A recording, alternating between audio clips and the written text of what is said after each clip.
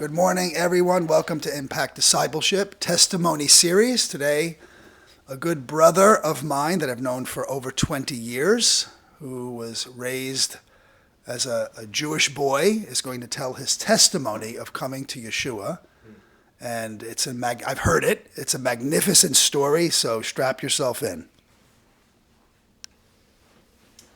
This is the story of how God saved me and is continuing to save me. I grew up in a Reformed Jewish household. I was about 6 years old when I had my first real consciousness of what it meant that we were Jewish. Because in the first grade, we were doing projects, art projects, to mark all of the kind of the passing of the seasons. And I vaguely remembered, we'd probably done it in kindergarten, or maybe even before that, right? At Thanksgiving, you cut out turkeys, you color them, you hang them, and I skipped. At Halloween, you're cutting out pumpkins, then it's turkeys, and it's fun, and it's like everyone's doing it, and everyone's together, and you're not really conscious of what you're feeling, but you're feeling a connectedness to the group. Mm-hmm. And then it came Christmas, and we were going to be cutting out angels and snowflakes. And suddenly, there's a conversation at the dinner table about how David, you're not going to participate when they're cutting out the trees and the angels. And I said, why not? Just a curious 6-year-old kid, why not? Because we're Jewish. And that's Christian. Well, what's that mean? And so, without going into all the depth of it, that was the first consciousness of we're different. Mm-hmm. And it bothered me. I didn't like it. It was suddenly this feeling of being different and separate. Outcast, yeah. And I can't do what makes me feel like I'm part of something because we're Jewish. So my first consciousness was sort of a negative one. Mm-hmm. But it was the beginning of developing my Jewish identity. And I think a lot of people probably have, their earliest memories of identity, not necessarily everybody, but a lot of people find that the defining moment of identity is one sometimes of separation from, I can't do what other people do.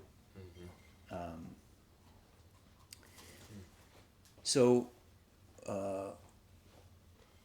throughout my maturing and growing, I had a bar mitzvah at age 13, read from the Torah, and as entering kind of, the teen years and dating and all that, there were two things that were just always clear growing up as a Jew.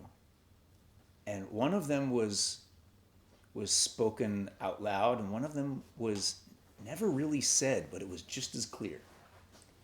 The one that was spoken out loud is you have to marry Jewish. So it's the only way we continue as a people. Mm-hmm. And the other one was you can't believe in Jesus. Hmm. Nobody ever had to tell me that, but it was obvious. It's clear. Yeah, right. Jews don't believe in Jesus. Mm. And unfortunately for me, that was the probably most defining feature of being a Jew. Mm. We don't believe in Jesus. And again, it wasn't even so overt, because it wasn't like we spent time talking about that we don't believe in Jesus. It was like the fish in the water. It was the air you breathe. Mm-hmm. So that's where I came from. when I was, now speed fast forward to about 1998. I'd finished college, finished graduate school. I was an attorney in Virginia. I was on a phone call with my mom and telling her about how I'd been exploring. I should back up. It's been a while since I told this story. So, for years, I would say, oh yeah, skipped all over college. Okay, back to college. So in college, my first year of college, after having, had a bar mitzvah at age 13, and then going to, what was our Reform Jewish household like? It was a Passover Seder every year. It was go to synagogue for the high holidays, Rosh Hashanah and Yom Kippur every year. And that was what Judaism was to me. It's all I knew about Judaism. I had a little bit of consciousness that, on Friday nights and, there's some people who do some things to mark Shabbat. We weren't really into that too much. I'd say maybe around 15, I suggested it to my parents, and yeah, they did. We lit candles. We'd have dinner at home together, which was kind of nice. That made me the really religious one in the family. And then get to college, and my friends are asking me in my freshman year of college, right? We've just started college. It's September, or late August, early September. Hey, what are you doing for the high holidays? And it was like they had asked me, when are you going to Mars? It was the strangest question I felt like I'd ever heard. I'm like, what do you mean? They said, well, are you going to Hillel, or are you going to this place or that place? I said, I have no idea. What's the difference? And they said, well, most of the Reform kids are going to this one, but and this was a friend of mine, obviously, me and this other group that we're friendly with, we're going to this one, which is kind of more conservative, but that's where we're going, and so maybe you'd be interested. And I said, I don't know, I'll get back to you. And I felt like I walked around. I don't know how much time, but I walked around in a fog for, I don't know if it was 5 minutes or 5 days, kind of with this idea swirling in my mind. What am I going to do for the high holidays? And I don't know if I spoke to my parents about it or not, but I just remember the moment when I came to the decision, I'm not going. And it was like probably it was the moment of adulthood. It was, wow, I get to decide what I'm doing. Because every year there was like this ritual of going to the clothing store and getting a new suit for the high holidays. That was a thing. And then I would wear that suit to any wedding or bar mitzvah or, whatever was going on in the family and stuff like that. Of course, a year later it doesn't fit. So I make this decision, I'm not going. And I spent I'm 18 years old until I was 28. So I spent the next 10 years in a search for, what do I believe? What's important? And I collected the writings and the sayings of people that I thought were deep, that I thought were important, that I thought I wanted to make part of my life. And I wanted to,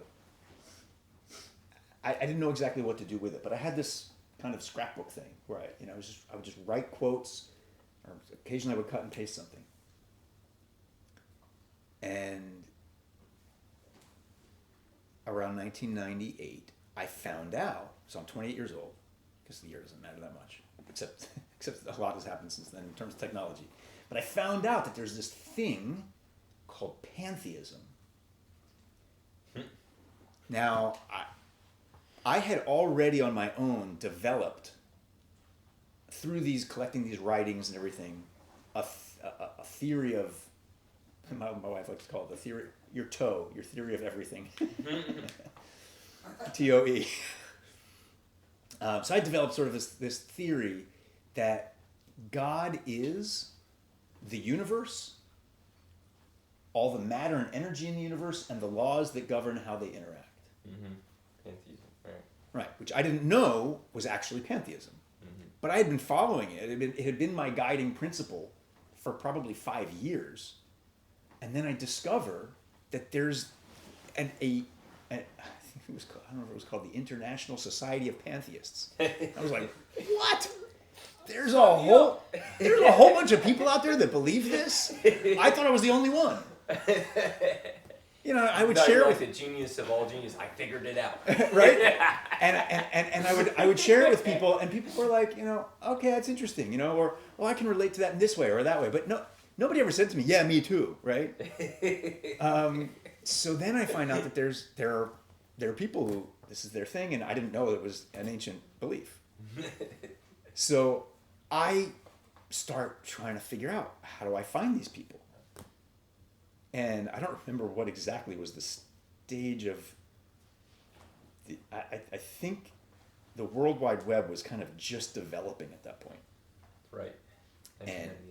And you had to everything was pretty much text. There'd be some simple like graphic backgrounds and stuff, but cheesy graphics. Yeah, cheesy, exactly. So I found out that there was this site on the World Wide Web that I could go to, and it didn't have a whole lot of information, but it had an email address. And email, I only discovered email like a year earlier, 1997, and so I used my university email address to send this person an email saying, hey, I just found out that you guys exist and I'd love to know more about it, and I would love, could I connect with some people? Who are they? Where are they? Mm-hmm. Several weeks go by and I get a response. And I figured this just went into nowhere. It just went into a black hole. And I'm never going to hear from anybody. But a couple weeks later, I got a response. They connected me with a local congregation, so to speak, air quotes. And I meet some people, end up going to their services for like 4 or 5 weeks, and I'm so excited. The stuff that they're saying is so exactly what I was thinking. And I helped them actually start to dig the foundation for their building, because they were they were meeting in someone else's building or something. Right. I have these pictures of me standing in a trench that we were digging to pour the foundation. Wow. And okay, that's my pantheism moment. I'm on the phone with my mother, telling her all about how I'm so excited I found these people and that it's this spiritual thing, and I'm explaining what it's all about. And I'm really enthusiastic. And you know how when you're enthusiastic, you kind of just go. You're just talking. Yeah. So I probably talked for 20 minutes, 30 minutes, I don't know. And she just sat there silent, didn't say a word, just listening. And I'm done, and there's silence. And she says, son, God has a spirit. This is my mother, who never talked to me about God. Wow. Who, when I was little, was into tarot cards, and who, when I asked her, what is prayer? She said, I don't know. I think it's something to do with talking to God. I said, well, what's supposed to happen? She said, I don't know. So she tells me that God has a spirit, and I'm all ears, because wow, I didn't know that you even thought about these things. But now you get a very, very definite statement, and not relating directly to any of the details that I've said, not relating to pantheism or this congregation or anything, that digging the foundation. God has a spirit.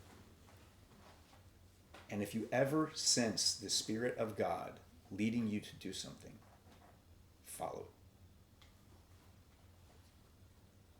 it. Now, I'm already holding back my emotions because I can tell you when I tell this story, it chokes me up. So I don't remember anything else. I don't think we really talked about it very much. I probably just said, okay, thanks. And it seemed so disjointed from everything I had just been saying that I figured maybe best to just move on. I'm not sure. I just don't remember the rest of the conversation. Talk for a little bit longer and move on with life. I really don't remember if I went back to that pantheist congregation again. But I lived a little bit longer in Virginia, moved to Florida. While in Florida, I'm having a debate with somebody about religion. And they say, this is somebody in my social circle. They say,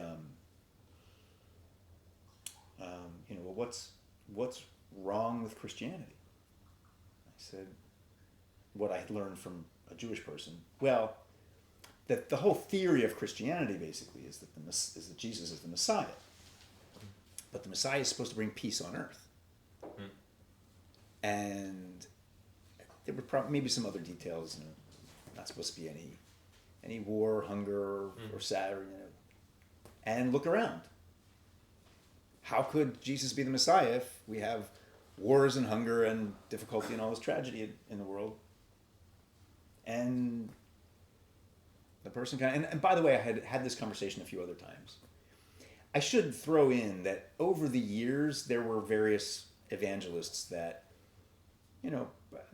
I say various. I can remember one, and there probably were two or three. I know I know two. There was one when I was very, very young. He was a painter. He was painting our house, and he just came and told me about Jesus. And so I asked my parents, and they were like, yeah, don't worry about that. He's just the painter, don't listen to him. And of course, they had a word with him and said, we hired you to paint the house. Don't talk to our kids about religion.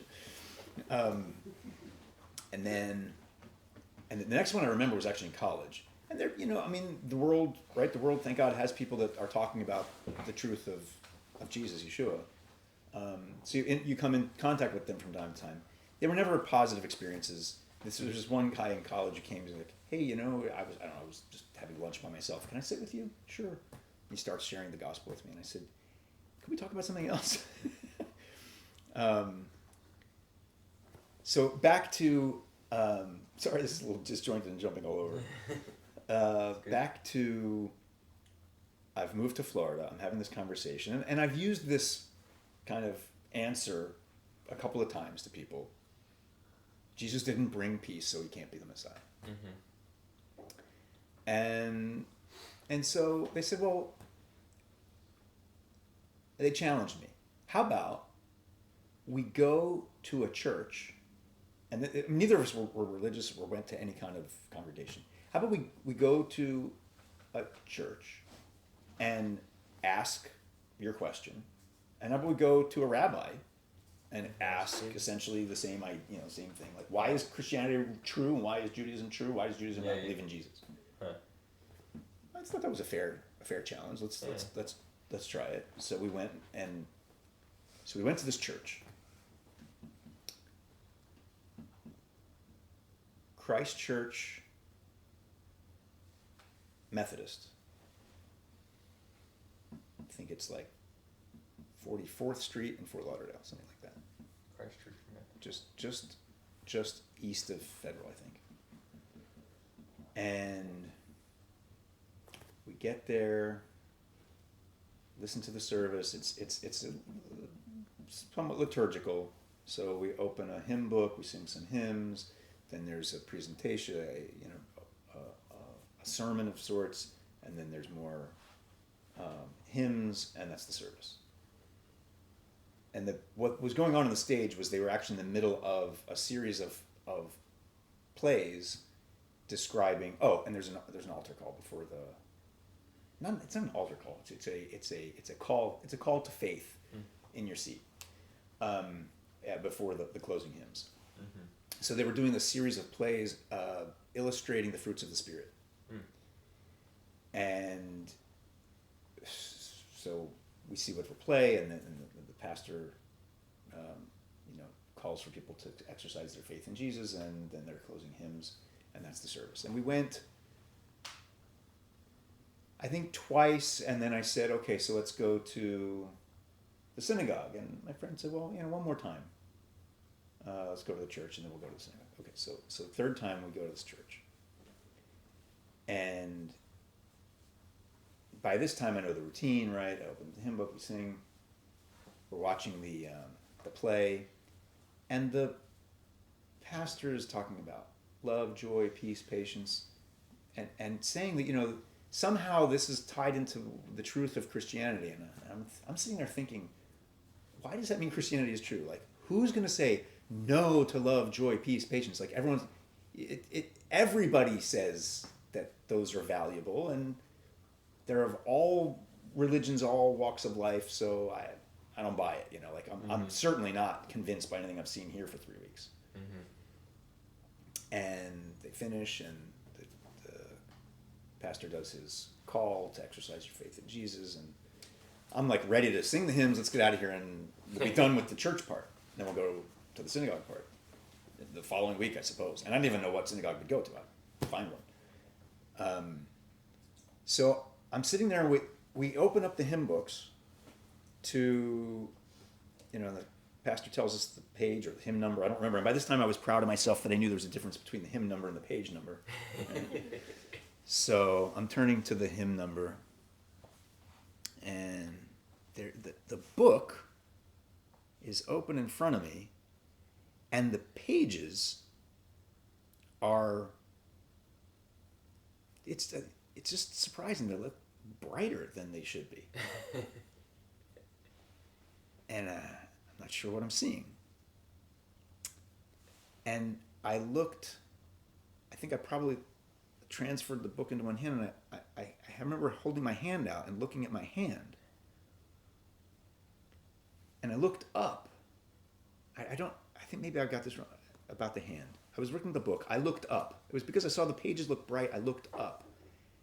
And I looked back down, and everything looked normal when I looked up. When I looked down, the book was bright, and my hands and I guess my legs, my lap, just looked bright. So I looked up again, and I felt like the sensation of the clouds when you're outside, the clouds part and the sun breaks through.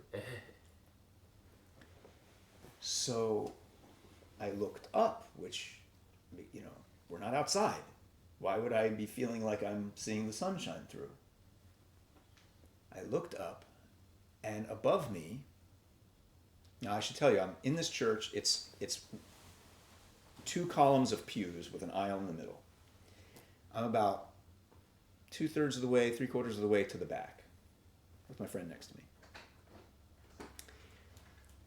I'm a little bit left of the aisle. And so I look up at it's a vaulted ceiling of tongue and groove wood paneling. And it's just solid wood. Around the outside, at the top of the walls before they hit the ceiling, is where all the lighting is. There's no lighting on the vaulted ceiling, on the panel wood ceiling. I look up at this solid wood panel ceiling, and there's this little blue light. And I mean little, like as if it was kind of like a 4-inch light way up there at the top of the vaulted ceiling. And it's off center. It's not, there are no other lights. Why is that light there? And it's a light blue in color, and I see what looks like the light rays, the light energy, coming down out of this blue spot on the ceiling. And it's descending slowly, as if I'm seeing a light has been switched on, and somehow I can actually see in infinitesimally fast vision the photons coming out of this light. Yeah. Wow. And it's coming down towards me, just spreading in a very, very gradual cone from this small dot. It gets some distance down towards me, and I'm just watching it. I'm mesmerized. I'm like, I'm seeing something that's like impossible to see. I don't know what I'm seeing. So my eyes are fixated on it. And it's somewhere close to halfway down, it might have been a third, 2/3, down into the room, kind of towards where we're all sitting, when it accelerates and it shines straight on me. Wow. And I am literally bathed in this tight spotlight of light blue, pale blue light. Wow. And I am blown away. I have no idea what's going on. I instantly have the thought, oh no, this is God.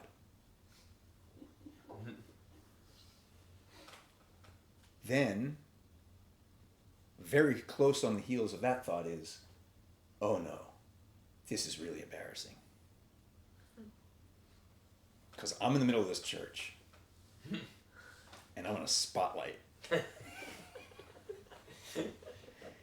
And I turn my head to the right, expecting to see my friend and everybody else gasping, pointing, hollering, who knows what.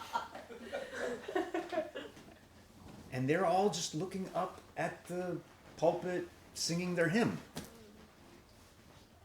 So instantly I know that whatever I'm experiencing is just me. Nobody else is seeing this. Wow. So now, and it immediately calmed my mind, and I'm focused back on what's going on. Next thing, and by the way, all of this, from the time I saw the light until I finished with this mystical experience, I judged to be about 8 seconds. I cannot tell you now exactly why I knew that's about how long it was, 7 or 8 seconds. Maybe it was because I was aware of what was going on around me before and right after, where they were in the song, or they were just about to start the song, and then the song had just started.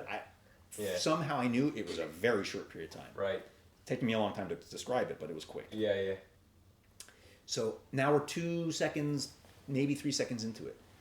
There's suddenly this orb floating in front of me, a globe of sorts, but not. When I've told this to my kids, they're like, it was a globe, and they're thinking of the globe with like the continents on it. Yeah. No, it was just this just floating translucent ball. Right. About the same color as this pale blue that was all around me, but I could see that there's this thing glowing and translucent. I could see through it. And it was truth and freedom. What does that mean? I don't know. But it was truth and freedom. It was pure truth, pure freedom was this glowing orb in front of me. Mm-hmm. And I wanted it more than I ever wanted anything else in my entire life.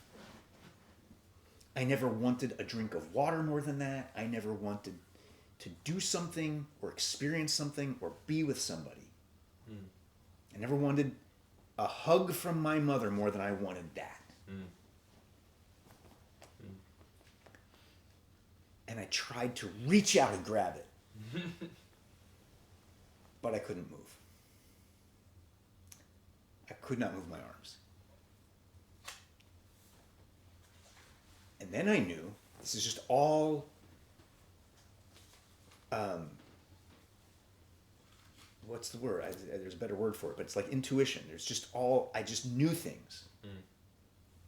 Different than intuition. It was a knowing. There was just information going into my head. I didn't know from where. Mm-hmm. I knew that I could have the ball if I reached out with my heart. What does that mean, reach out with my heart? And then I knew it was what the pastor had just said. If you open your heart to Jesus, then you'll have truth and freedom. 4 seconds, 5 seconds into the experience. And my own mind said, but what about Moses? What about Passover? The Exodus? Mm-hmm. What about my Jewish family, my Jewish friends? Because for me, this would be a rejection of all of that. Mm.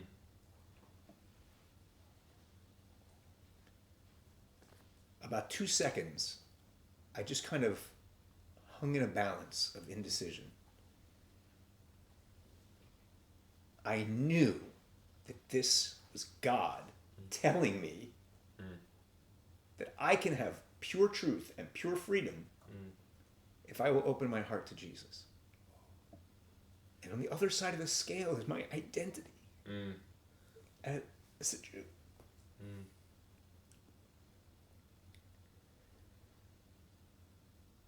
So it was about 2 seconds of, literally, there wasn't even movement on the scales. It was just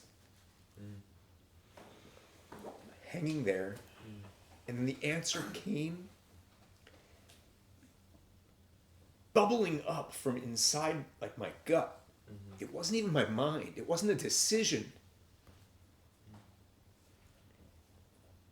I heard my own voice cry out, "No!" And the moment I said no, it was all gone. Wow. All gone. The vision was gone. The ball was gone.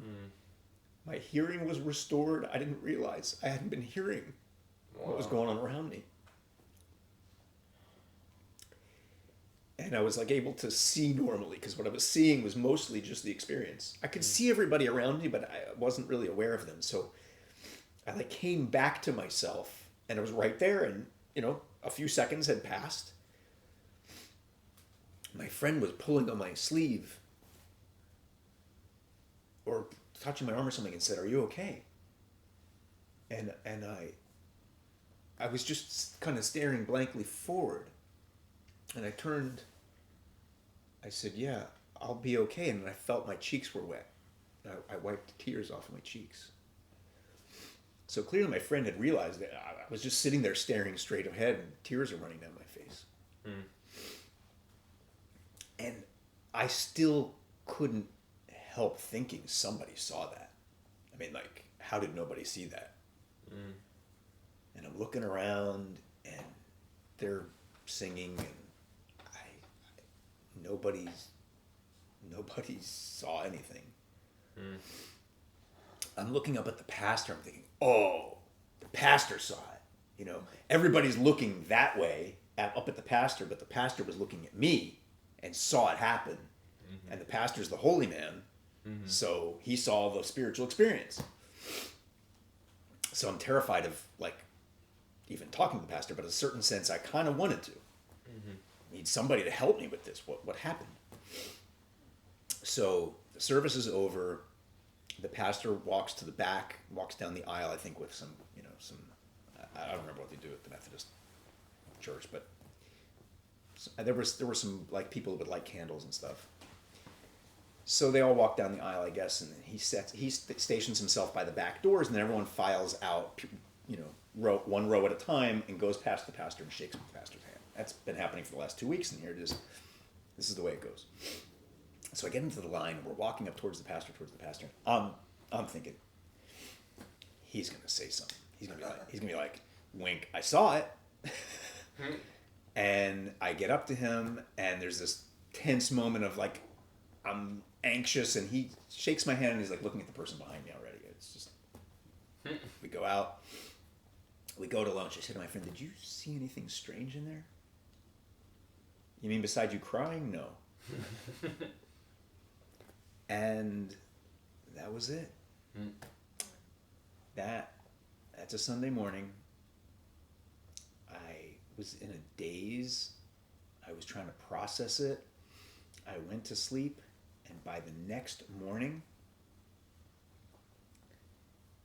it was almost buried. I worked 12 hours. I worked 12 hours the next day. By Tuesday morning, it was buried. Mm-hmm. I didn't think about it again for a minute. Mm. I worked. I went about my life. It was gone. Mm. I don't even think we talked much anymore. We never went to a synagogue. I think it was kind of just a weird moment. Mm-hmm. And my life went on. Mm. I had just started a job at a law firm in Florida. Mm. And after a year at that law firm, I had an annual review. They told me, you're doing great. Clients are happy. Excuse me. You brought in a lot of money. We're giving you a 10% raise. Which to me was awesome, more than I expected. And I was excited. And everything was great. Right around that time of the raise, I went for lunch, and again was sitting alone. This is funny how lunch alone has come up a couple times. And this guy comes over and he says, "Hey, can I join you?" Sure. And it was a normal, nice conversation. And he mentioned how he likes to go salsa dancing. And I told him how I like to go to the beach and whatever. We're just getting to know each other. Mm-hmm. His name is John. We trade phone numbers. Oh, and he was this is all going to fit in. He was a public adjuster, which is someone who helps people with insurance claims to basically fight with their insurance company. If the insurance company's adjuster comes back with a number that's too low, the public adjuster represents the insured to try and get the number more reasonable. And that was something that my law firm could actually benefit from. He could actually bring us business. And if I start to generate business, in addition to just making money for the firm, that really puts me on a great track. So I thought this guy's a good contact. I need to follow up with him. But for whatever reason, I never did. Got his number, never called him. A couple weeks later, I'm on a Friday afternoon at the office. Now, mind you, this whole year, every Friday night is happy hour, and I went every Friday night with the office crowd to happy hour. And, there I am in Fort Lauderdale, a successful single guy. I'm an attorney. I'm living in a house with a pool and a jacuzzi, and life is good. They say, "Let's go, Dave. Time for happy hour," tapping their watches, I said, I'll meet you there, guys. No. Come on, let's go. Shut it down. I said, I gotta finish this. You'll finish it on Monday. Guys, I'm gonna wrap it up. I'll meet you there. It'll just be quick. Yeah, right. So they go out. Half hour later, I'm done. I'm walking out. It's 5:30. I call them. Voicemail. I leave a voicemail. I call another one. Leave a voicemail. Call a third one. Leave a voicemail. Now I'm in a dilemma. Well, do I go to the regular place where I think, or actually they told me where they were going. Do I go to that first place? But it's been now 35, 40 minutes. They don't stay in one place. Have a drink, go somewhere else. Have a drink, go somewhere else. Right. So probably now they went to either this one or that one or the other one. Yeah, I'm not going to go chase them around looking for them. I'm going to go home, because there's, in the Friday night, Saturday night social scene, there's, especially on Fridays, there's the early shift and the late shift. The early shift is happy hour, you just got off work. The late shift is more dancing and clubs. I said, I'll catch up with them for late shift. So I go home, I work out, I'll take a shower, let them get through their thing. Now also, another social group I was in was my brother and his wife, who lived on South Beach. They were connected with the whole South Beach, not paparazzi, but models and Entourage. And the whatever was the famous people scene. Yeah. They went to the really exclusive clubs and all that stuff. And so, and anytime I was with them, I would go into these exclusive clubs and see these actors and models and famous people. which was fun. But I get home, and this was still in the time of answering machines with tape recorders. So I get home and I play my tape on my answering machine, no messages. And I think I called them too, and they didn't answer. Whatever. So it's just weird timing. It's 5:45, and I get on my bike to go for a bike ride. It ends up taking, I do a longer ride than I think. I get home, it's like 7:30 now. And I'm going to grab a shower and I'll head out around 8 o'clock to catch the late shift. So I'm walking into the kitchen before a shower to grab a glass of water because I've just been riding for an hour and a half. And I suddenly have the thought of calling that guy John that I met 2 weeks earlier that I haven't called. He was the salsa dancing guy. It's weird. It's at 7:30 on a Friday night. Hey, John, what are you doing? It seemed like it would be like I'm asking for a date. And I said, I'm not calling that guy.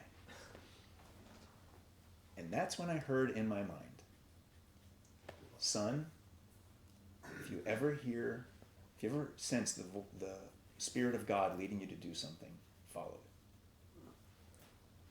And I got a chill. And I thought, that's my mother talking from a conversation 2 years ago that I haven't thought about since then. Is this what she's talking about? Is this that moment? Am I supposed to call this guy? That's the Spirit of God talking to me? Well, I guess what do I have to lose? So I pick up the phone, I find the guy's number, I dial his number. And I'm thinking, don't answer. Hello? Oh, hi, John. We met a couple weeks ago. Oh, yeah, I remember you. Well, so, I just normally would have gone out with my friends, but I came and worked out and everything, and I don't know, I was just not sure what I was going to do tonight. I'm wondering, what are you up to? He said, well, it's funny you ask, because my friends invited me to go dancing, and by this time, I'm actually feeling, I skipped over the fact that I'm feeling a little bit of a loser, because none of my friends took my call, none of my friends answered my call, I left them messages, nobody's called me back. Right, exactly. Right. When I came back from that bike ride, that's when I picked up my cell phone and I played my machine. Surely someone's called me back in the last 2 hours. Hey, where's that? Nothing. Nobody. So he says, my friends invited me to go dancing. And I'm thinking, because you're not a loser. And he says, but I felt like I needed to stay home and read the Bible. Now, he didn't say anything to me about the Bible or Jesus or anything when we met. I said, really? Does that happen often? He said, nope, first time. He said, it must be that I need to stay home and read the Bible because you were going to call me and you need to hear about the Bible. Oh my God. Whoa. Wow. I said, oh, well then tell me about the Bible. And he starts this Romans Road version of Christianity and how we're all sinners and Jesus died for our sins, and if you confess with your mouth and believe with your heart, and he said, I imagine, I don't remember if it was specifically heart, but he's telling me this, and I remembered the church and the blue light and the orb, truth and freedom. And I'm shaking my head now. I imagine I was shaking my head then thinking, wait a second. That was God. This is God. What am I going to do? I'm going to say no again? And then it'll happen next year? I'm going to spend my life running away from God? You can't run away from God. So I remember I was sitting on my couch. You guys don't have them anymore. I was sitting on my couch, and there was directly across from my couch there was a fireplace, and there were these two candelabras. Remember those candelabras? Yes.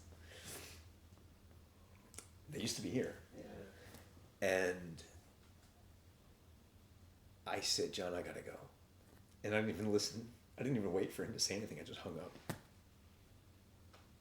And I launched off the couch onto my floor, face down, arms spread. And I said, okay, Jesus, I'm ready. Come and get me. Come and get me. And I just laid there and wept. Because who am I that God should come and reveal himself to me like this?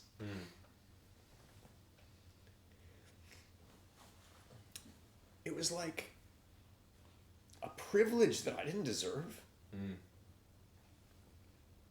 And it wasn't what a lot of people describe, a feeling of love. It was this, like, being privileged, it's like an honor. The king comes and invites you.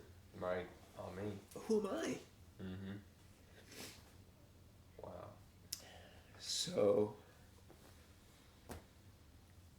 I got up the next morning, went and visited my grandfather, which had already been planned.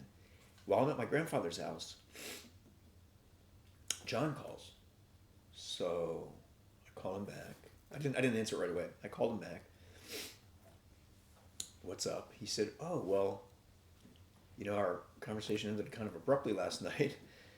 I said, yeah, I'm sorry about that. I just needed to go. He said, yeah, but I'm actually going out with 2 girls tonight, and I need another guy. And I just thought, since we were both home last night, maybe you'd like to go with me. I said, yeah, I'd love to. So we make plans. We meet up for dinner at Tarpon Bend in Fort Lauderdale. Tarpon Bend. Yeah. And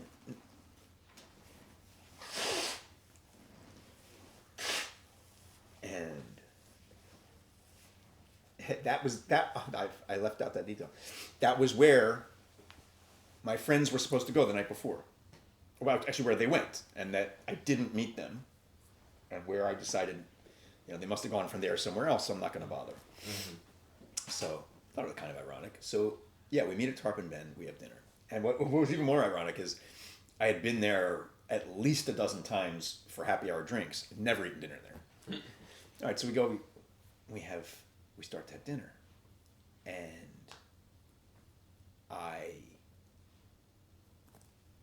first of all, the drinks are all non-alcoholic drinks, which is also, I've never drunk anything non-alcoholic there. And at some point, I don't know when it was, I described what happened, and that I had said yes to Jesus. I guess I told this to John in the morning or something, I don't know. But so the whole conversation was a Bible and God conversation at dinner.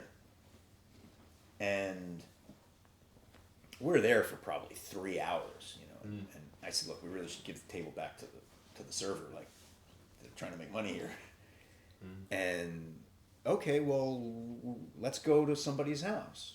Oh, David, isn't your house near here? So we pack up, we go to my house. We talked at my house for hours, all Bible, and they're so excited and energized, this new believer.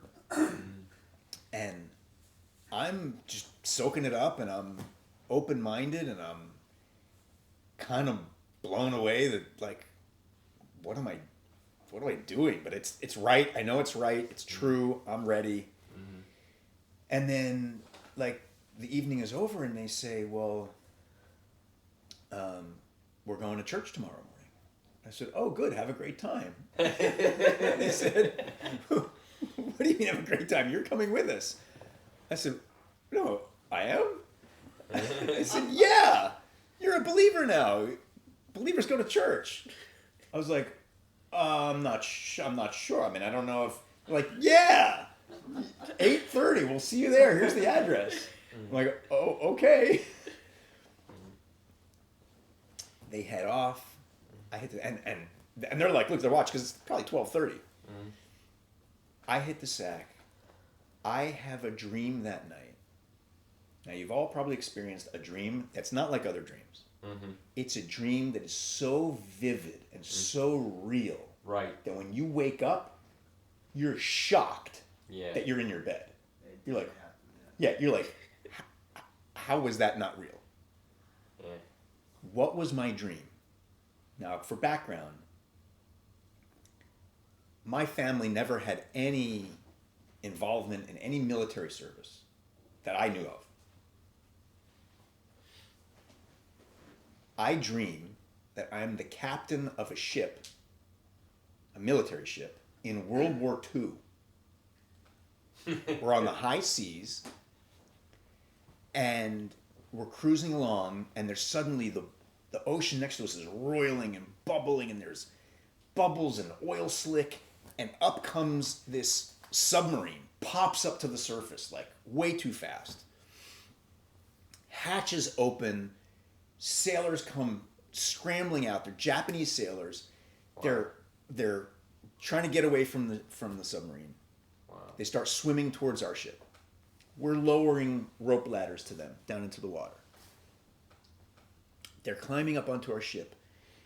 They collapse exhausted onto the deck, heaving, spewing water.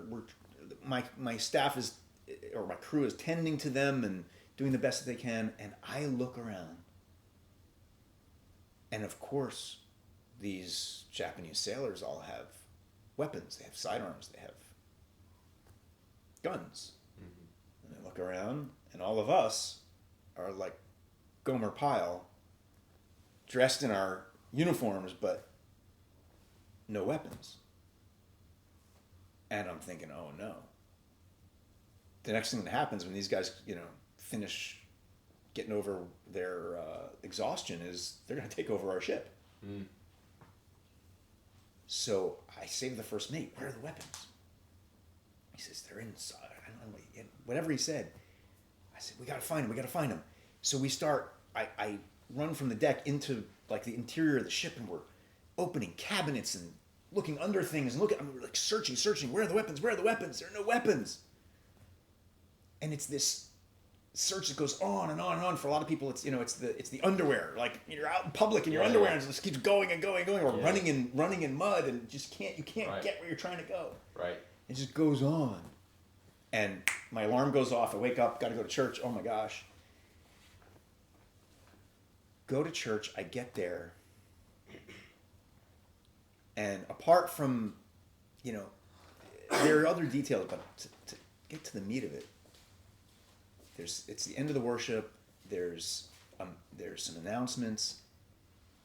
And then Bob Coy says, we've been at this 8:30 service reading the Bible verse by verse from Genesis 1, chapter 1. Not like the other services that are topical and that's valuable and it's important, but we're doing something special here because we're going every verse from the beginning all the way through the Bible to get the full picture. And we've arrived at Ephesians chapter 6. Starting in verse 10. Spiritual armor. Therefore, brethren, and I feel like you should give me a Bible because I won't recite it properly. Put on the whole armor of You gotta God. go on.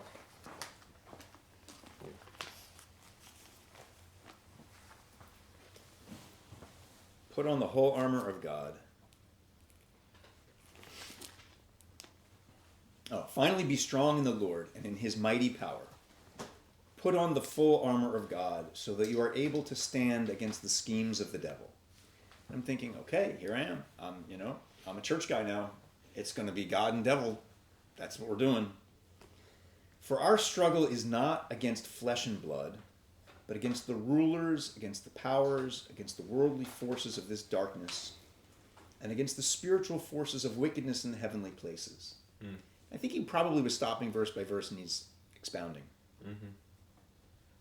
Therefore, take up the full armor of God so that you are able to resist when the times are evil. And after you have done everything, to stand firm.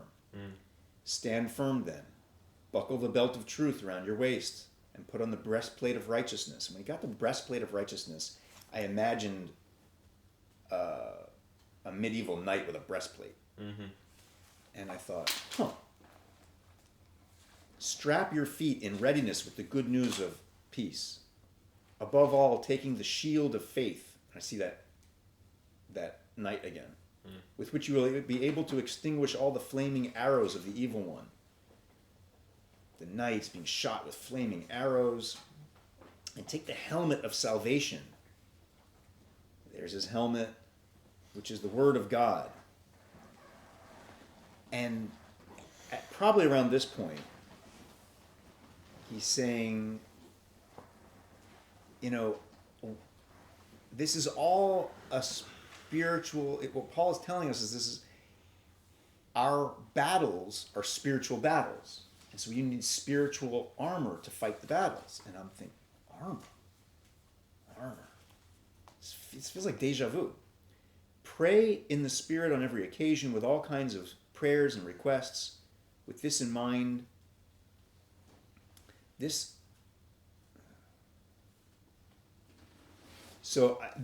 translation kind of doesn't do justice to how it hit me. Because it doesn't even say, I think, take up the whole armor of, I guess the full armor of God. But where's the sword of the Spirit? Did I read the sword of the Spirit? Sword of the Spirit of the Lord. Yeah. Oh, I stopped right there. The helmet of salvation and the sword of the Spirit, which is the word of God. When he got to sword, I remembered the dream. And there's Bob saying, we don't look for swords, we don't look for guns. When people come against us, we're not fighting them with our fists and weapons. We're fighting in the Spirit. We're fighting spiritual battles. We pray for them. And I remember this dream suddenly of weapons. We couldn't find the weapons. Where are the weapons? And here he is, less than an hour later, telling me, you couldn't find the weapons because you're not going to fight physical battles anymore. You're going to fight spiritual battles. Wow. And for me, that was the moment of sealing the deal. It wasn't enough that he sent a light. It wasn't enough that he offered me truth and freedom. It wasn't enough that after I said no, he reminded me of what my mother said about the Spirit of God at a time when I called a guy that I should have been calling but didn't, and called him 2 weeks later on the night that he stayed home, didn't go with his friends so he could read the Bible because I needed to hear about the Bible. And then said yes, but I needed something more, and God gave it to me. I needed that vivid, ridiculously stark dream about being unable to find weapons, and I needed to be told by the man of God the next morning, God is speaking to you. It's real. I needed like that third sign. And that's when I just broke. I said, okay. I said yes, but like now I get it. Like this is real. And that was the beginning of about 6 months of miracles. I'll tell a few more just to explain the glory and the mercy of God. And when I look back at that experience in the church with that light, I know that God did that because there was no other way to reach me. I was so hardened. And by the way, when the no screamed out from deep inside me, I felt my heart go hard like a rock. Right? It was about reach out with your heart, and I was playing with the idea. Boom, it closed up and it was hard like a rock. So now I've had this series of experiences to make it real. About 3 weeks later, I'm setting up some kind of a meeting, a service. 2 weeks later, so before that, 2 weeks later,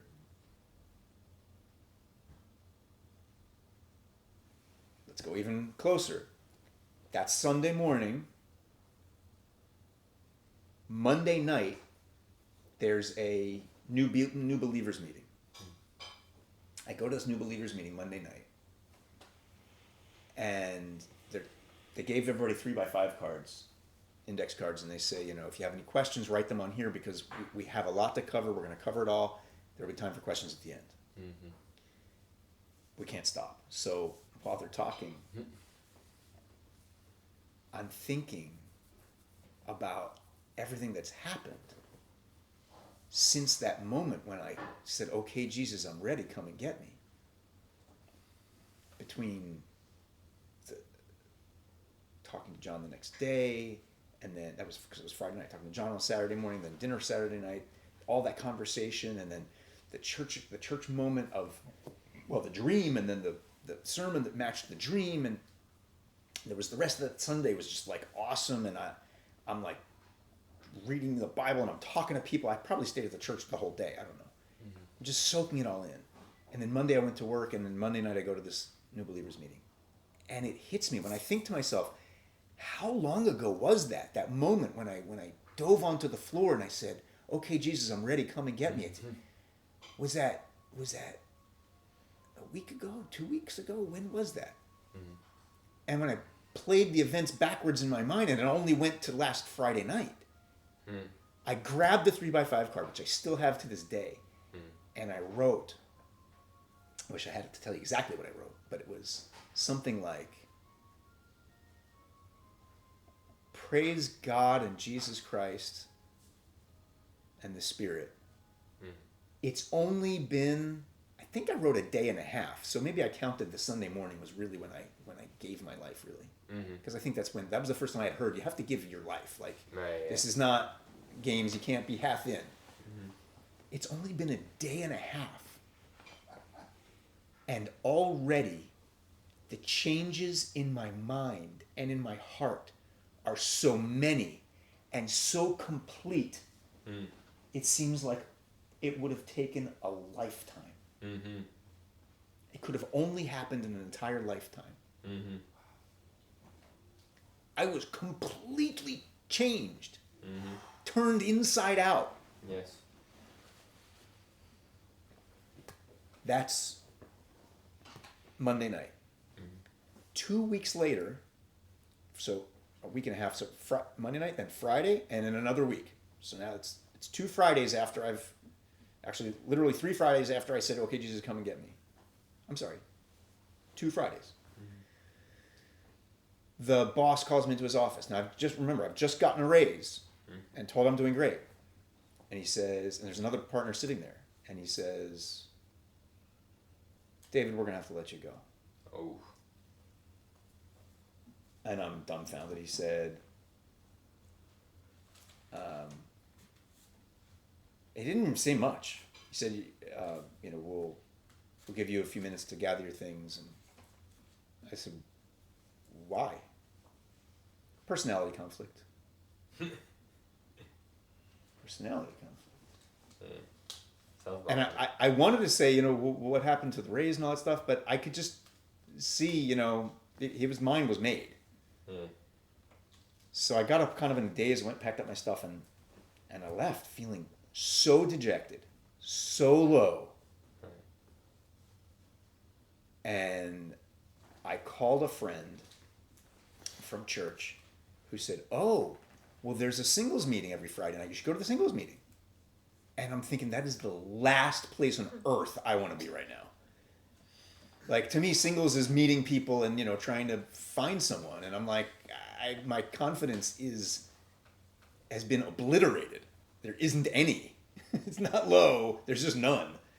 And I just really need, someone to, put their arm around me and say it's going to be okay. I don't need to be going to a singles meeting.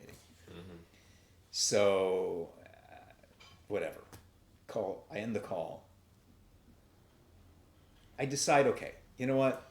Maybe it's okay. Maybe I'll go. This is church. It's not a bar. So I'll hear a message. And the church has been, after Monday, I went to the Wednesday night meeting. I went to the service. I went to this, there was a Saturday night service. I went to the Sunday service. Wednesday, Saturday, Sunday. So I'll I'm very happy at the church. So I go to this singles meeting Friday night. There's Pastor Greg Howard. And he starts talking about how the bad things in life are all part of God's plan. I'm like, well, that's probably going to be good for me. Glad I came. And he does some Bible, does some this. About 20 minutes into it, he says, so if you got caught cheating on a test, for example, that's terrible. Or you wronged a friend, now you're feeling terrible. Maybe you got in a car accident. Maybe you got fired from your job today. He didn't say today about any of the other things. Maybe you got fired from your job today. I'm like, that sounds oddly directed at me.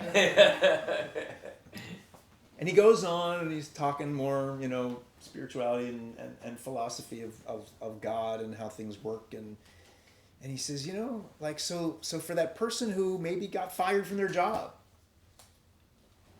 I didn't use any of the other examples. So I had my little notebook and I put 2 slashes. Or it wasn't at that moment. No, but I said, that's twice. It's God. God, you're speaking to me. This is awesome. It keeps going. He talks more. And he says, so, if somebody lost their job today, I'm like, okay, that's it. I put 3 slashes in the margin of the book that I'm like taking notes. I put 3 slashes. He said it 3 times. Because I think probably after the second time, I had said, well, maybe it's not. Maybe it's not God talking to me. Maybe it's just, he just picked that example. You're going to pick an example, Mm-hmm. When you're talking, there's an example, you repeat that example. Right. But he said it a 3rd time. So that's when I put the 3 slashes. By the time it was done, I had tick-tocked back and forth in my mind about whether this was God speaking to me. And I had 6 slashes in the margin of my book. He had 6 times said somebody who lost their job, and probably said today a couple of times. So when the whole thing is over, I go up to him. There's like a bunch of people standing around who want to ask questions. I wait. I want to be last. I say to him, hi, I'm David Rodstein. And I'm looking him straight in the eye, and he goes, Greg Howard. And there's this awkward silence. And he goes, I said, do you know who I am? He gives me a wry smile and he goes, I don't think so. Am I supposed to know who you are? Because I'm thinking he's talking about the job because he heard David Rodstein lost his job. And David Rodstein's here. And I said, I got fired from my job today. And he goes, oh, I was wondering why God kept putting that in my mouth. And I'm like, God putting that in your mouth? For sure it was God. That's crazy. He didn't have any idea? I said, you didn't have any idea? Nope. But now it makes a lot of sense because I'm saying it and it kept coming out and coming out. I kept thinking, maybe there's somebody here who got fired today. I said, yeah, it was me. All right, so that's now 2 weeks, and I've had multiple confirmations. This is God. It's real.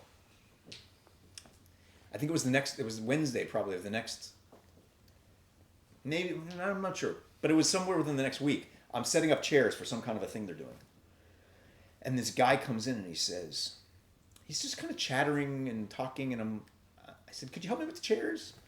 And he didn't help with the chairs, and he just kept talking, and it's just kind of like, I'm tuning him out a little bit because I'm trying to get the chairs done, and I know they're about to start, and he was not helping me. And then he says, so, really what I'm saying is, I don't know if I'm saved.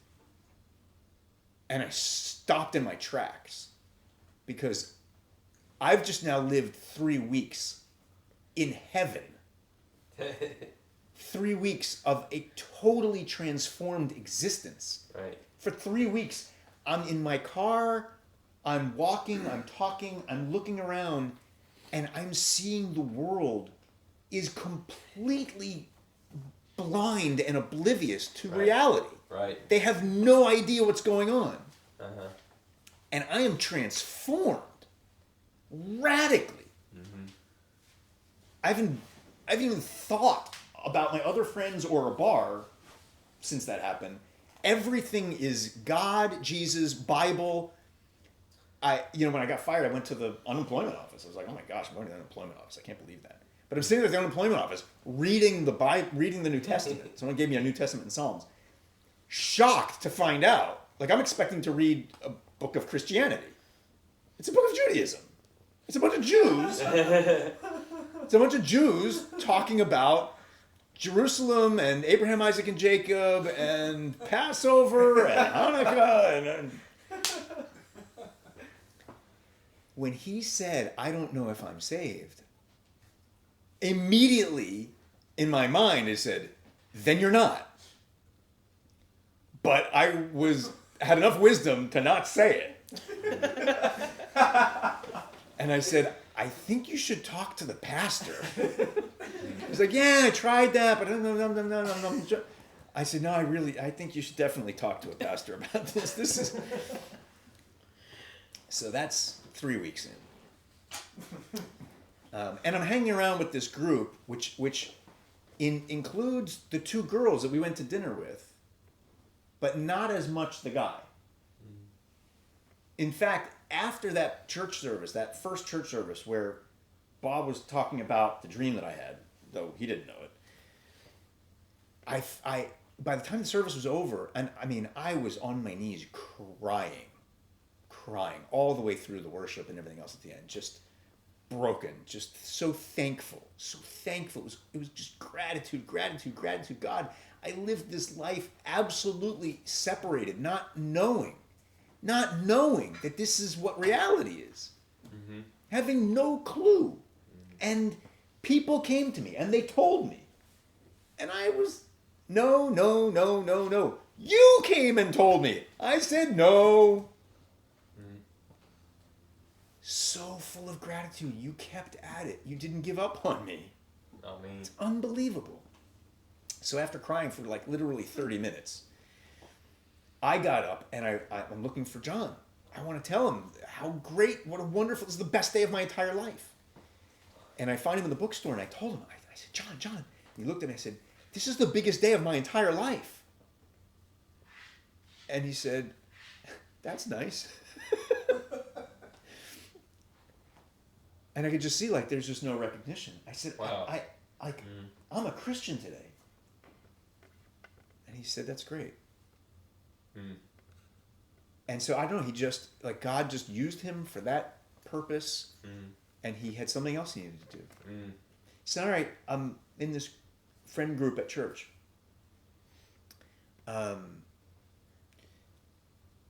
About a year goes by.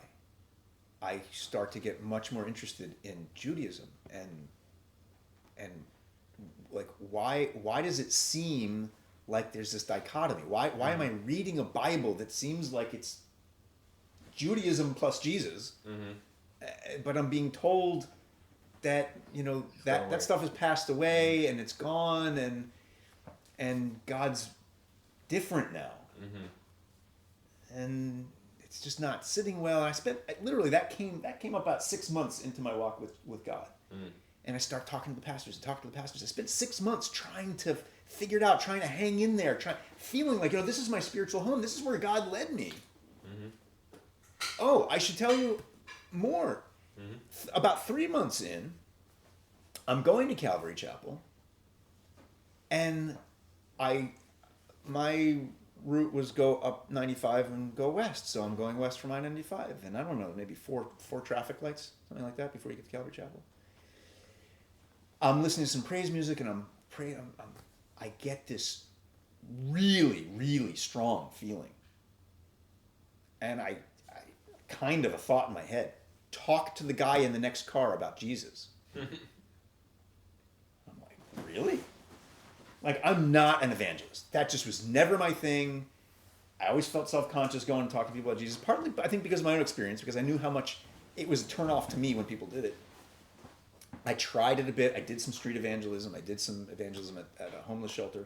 It was gratifying, but it was still hard for me to get over. I didn't like it. But in traffic, somebody in another car I mean, like I wasn't thinking it exactly, but like we all have this experience. Like as Americans, our cars are like our second home. It's like you do what you want in your car. You listen to what you want in your car, right? Mm. It's invasive to like get into somebody else's car space. Mm. So the light changes and it was a red light, right? There's a car next to me. So the light changes and I drive on. And immediately I had this terrible feeling of, I missed out. I should have done it. God was telling me to do this and I didn't do it. Mm. And I see the next light is turning red. I'm like, okay. Or I think I said, no, I said, God, give me another chance. Give me another chance. I'll do it.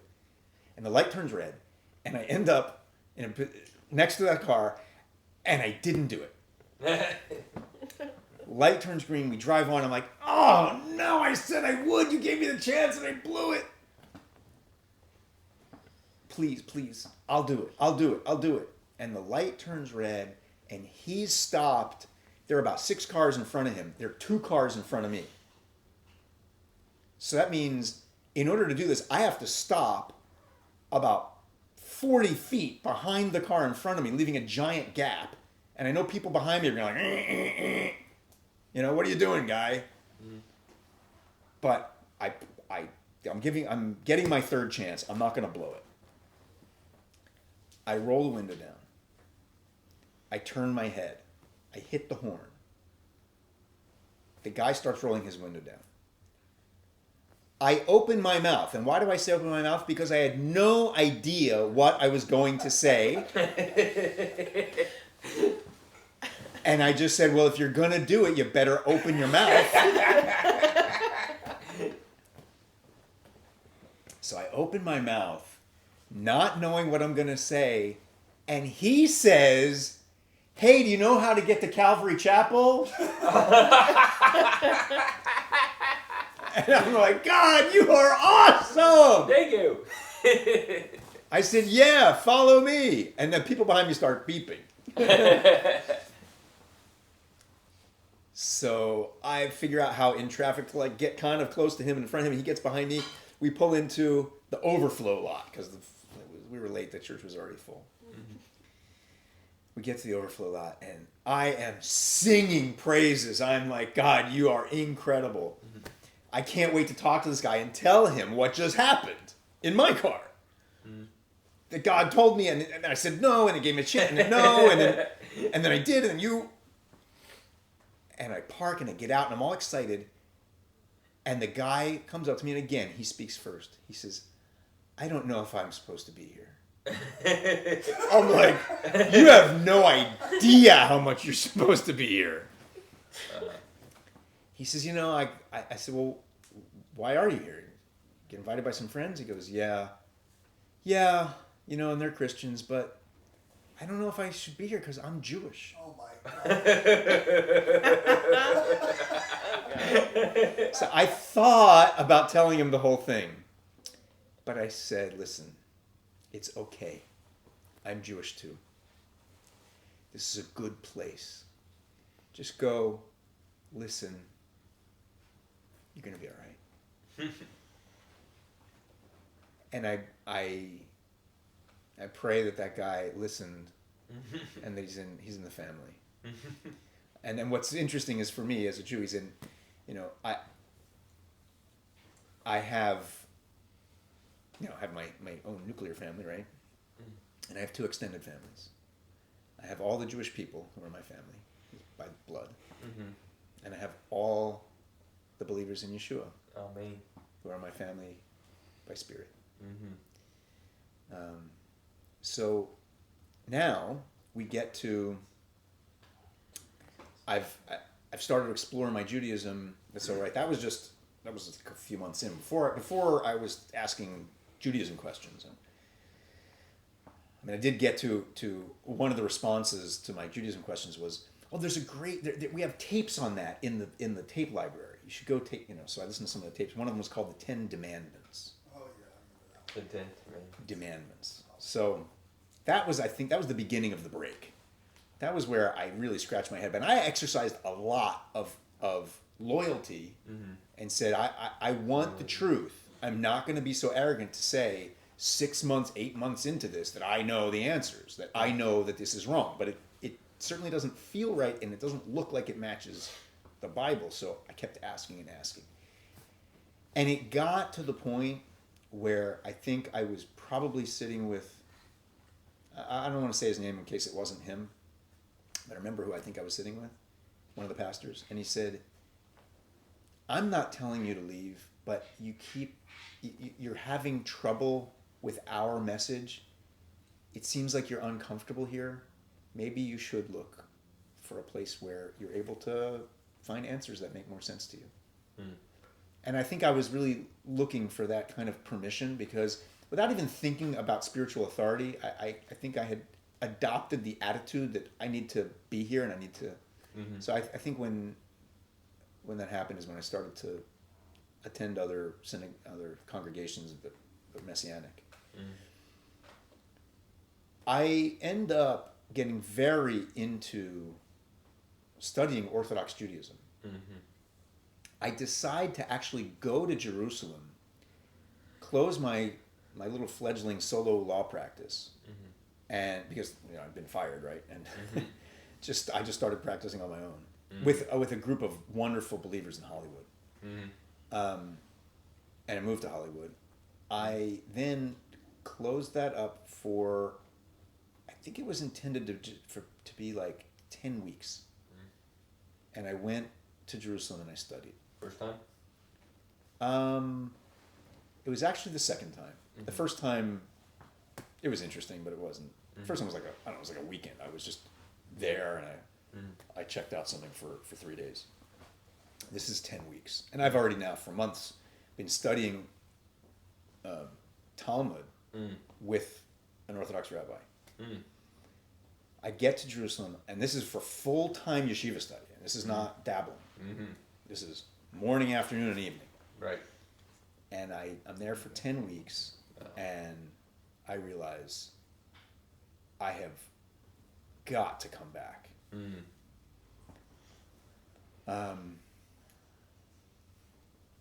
While I'm back in Hollywood to really close everything up, to find other lawyers to take the cases, to negotiate out my lease, sell my vehicle, I am praying about a wife. I'm not sure. I'm sure about every detail except the ones that I've said. Maybe not. This detail, I'm not sure if it was actually at that time. It might have been earlier. But whatever it was, I started to pray for a wife at some point, and I was praying, who's my wife, and I know that that I really bought into the whole there's importance in the single season and all that, and I had prayed for about 2 weeks very intensely about who's my wife, and I hear distinctly God saying, you keep asking me who, you haven't asked me if. Now, I mean, I this is really getting beyond the testimony of how I came to faith. Should I stop here? No. So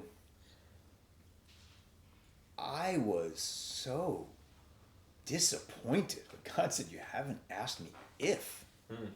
You mean there might be a no instead of a name? I might actually not be getting married ever? So that, I don't even know if I continued praying at that point. Because I was so turned off, frankly. But I had been praying, I had a very, very good prayer life at that time. 45 minutes, an hour, every morning, on my knees, on my face, just constant yearning, reaching for God, wanting to hear his voice, wanting to see his face. And it paid dividends. I mean, I heard a lot in that period of time.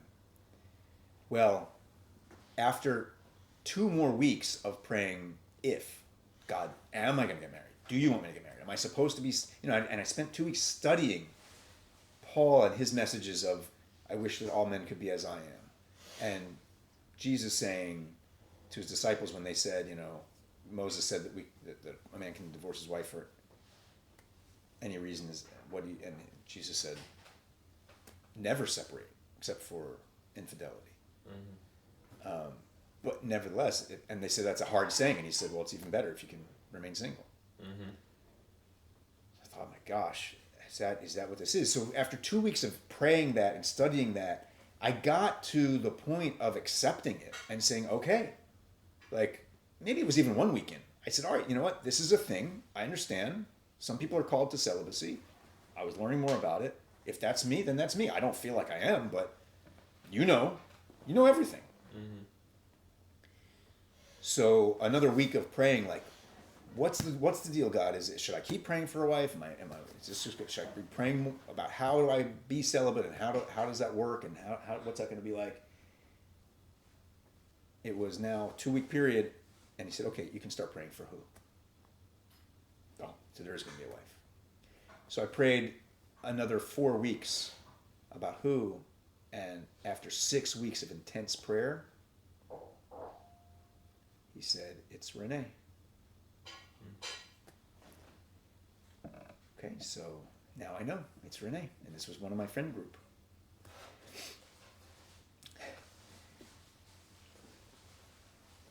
I go to Israel. I know Renee is my future wife, but I leave. I'm gone. I'm trusting God. That's going to happen. I'm there for a month, and I find out about all these people that are into new moons and keeping the calendar based on the new moon. And there's a group of people that go every month in Jerusalem to a new moon spotting. And it's a big deal. And it turns out that the leader of this group, Nehemiah Gordon, who always is there with the new moon spotters, is not going to be in Israel. He's overseas speaking. And he needs someone, and they're like a bunch of other people, for some reason, are not going to be in Israel. And it has to be spotted in Israel. So I got into this like email group of people with him. And I feel so privileged to have actually found that group. It's so incredible and interesting. By the way, just to be clear, so for anybody who may be wondering, I follow the Orthodox Jewish calendar and not a new moon guy. Although it has its origins and will return in the temple worship. It's not for now. Any event, I was very fascinated by it then. And I get selected to meet this one other guy who's going to be in Jerusalem at that time. Wow, me? Okay, sure, I'll do it.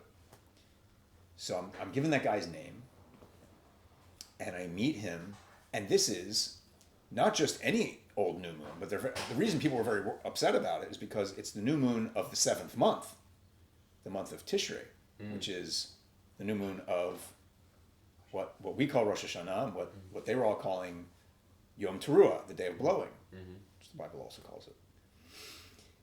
Sure. I meet this guy. We have that whole experience was fascinating, amazing. We spent hours searching for a place to because he knew where in the sky it was roughly going to appear. And for anybody who's not familiar, when you're spotting the new moon, you may or may not actually see it. It is the 29th night after the last new moon. And the lunar cycle is 29 and a half days.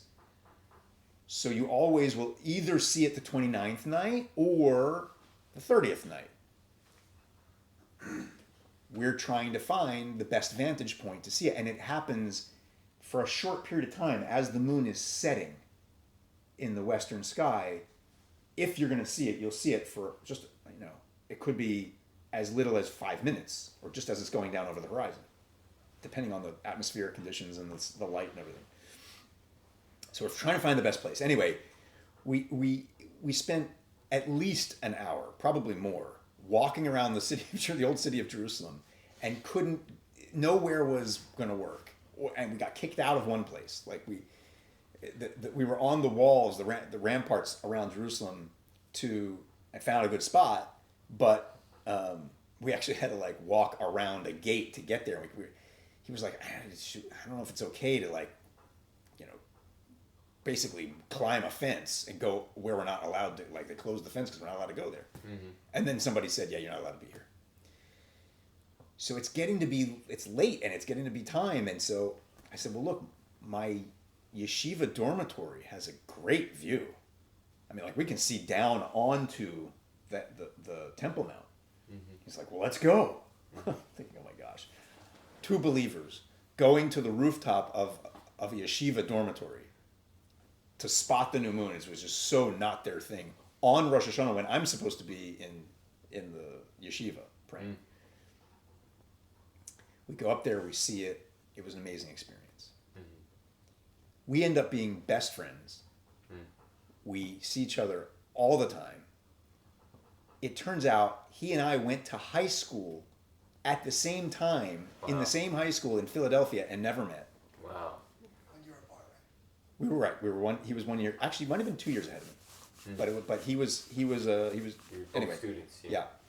The important part of this part of the story is that he leaves Israel, goes to America. I said, no, don't go. People leave and they get stuck there. Mm. He's like, no, I'm just going for a month. I said, that's what everybody says. Mm. He comes back about 6 or 8 weeks later, engaged. Mm. Like, that's amazing. That's awesome. Yeah, the love of my life, and this is awesome. This is the woman God has for me. What's her name? Kim Klein. Kim Klein. I'm like, I know Kim Klein. He's like, really? Yeah. Kim Klein was like in my circle at church. And she was roommates with Renee, the woman that God has for me to marry. Who are these Kim Klein and Renee? They're the 2 girls that John and I went out with the night after I said yes to Jesus. Wow. So God ordained that I was going to meet my future wife and my future best friend's future wife the night after I accepted Jesus. Wow. It's all a gorgeous symphony. Mm. God is the composer, the conductor, the author and finisher of our faith. And if ever anybody had, doubts in their faith, I hope that this testimony helps them and strengthens them, because it has left me with the absolute certainty, and perhaps because of where I am and what I do, I needed that certainty to be able to maintain the faith. So walk strong, keep the faith, and be well. Woo! Man, that is a crazy story.